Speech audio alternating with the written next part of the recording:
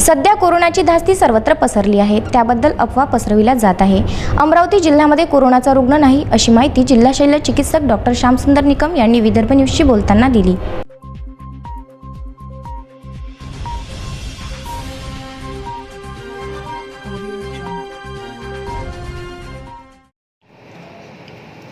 Corona विषाणूचे काही रुग्ण पुण्यामध्ये सापडलेले आहेत आणि त्या धर्तीवर ज्या काही सोशल मीडिया आहे त्यांच्या माध्यमातून बऱ्याचशा अफवा पसरवल्या जात आहे असं दिसून आलेलं आहे। अमरावती जिल्ह्यात आतापर्यंत कोरोना पॉझिटिव्ह एकही रुग्ण आढळून आलेला नाही।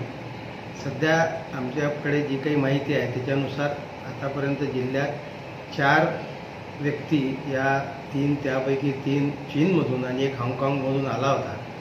त्यापैकी दोघांना सर्दी पडसा असल्यामुळं आम्ही त्यांना भरती करून घेतलं होतं।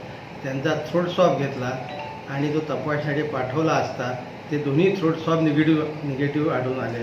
त्याच्यामुळं ते रुग्ण नाही आहेत आणि जे 2 उरलेले होते त्यांना आम्ही घरीच ऑब्झर्व केलं। त्यांनाही आता 28 दिवसाच्या वर होऊन गेलेले आहे आणि ते ठणठणीत आहेत। त्यामुळं सध्या तरी अमरावती जिल्ह्यात एकही कोरोनाचा रुग्ण नाही।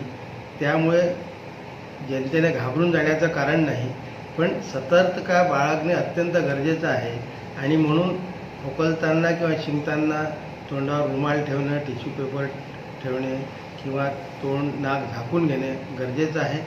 वारंवार हात धुणं अतिशय महत्त्वाचं आहे, कारण हा विषाणू हाताच्या संपर्कातूनच जास्त ठिकाणी पसरतं असं आढळून आलेलं आहे आणि कुठेही हात लागला आपला तशा वेळेस हात धुणं किंवा आपल्यासोबत सॅनिटायझर ठेवणं हे गरजेचं आहे। आणि ज्याला लक्षणं आहे सर्दी पडसा आहे त्यांनी शक्यतोवर घरी राहावं, गर्दीच्या ठिकाणी जाणं टाळावं। खूपच गरज असेल तर शिंकताना किंवा खोकलताना हात नाका तोंडावर रुमाल ठेवावे। जनतेने स्वतःची काळजी घ्यावी आणि पसरू नये किंवा कुठल्याही प्रकारची भीती मनात बाळगू नये।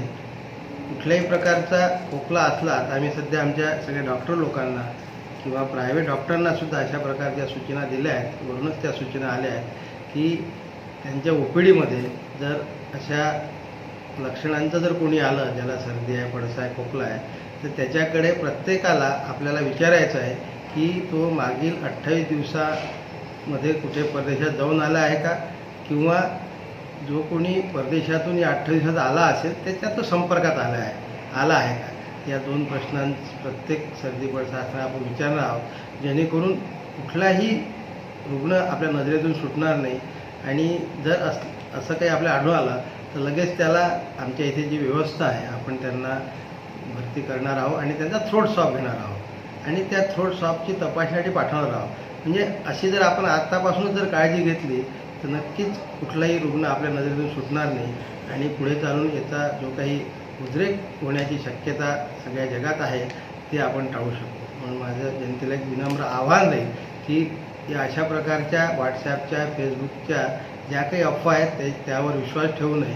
जेव्हा केव्हा रुग्ण आढळेल तेव्हा आम्हीच आपल्याला सगळी माहिती देऊ आणि सतर्क करू। तोपर्यंत आरोग्य विभागावर आणि प्रशासनावर जनतेने विश्वास ठेवावा आणि सहकार्य करावे ही एक नम्र विनंती। धन्यवाद।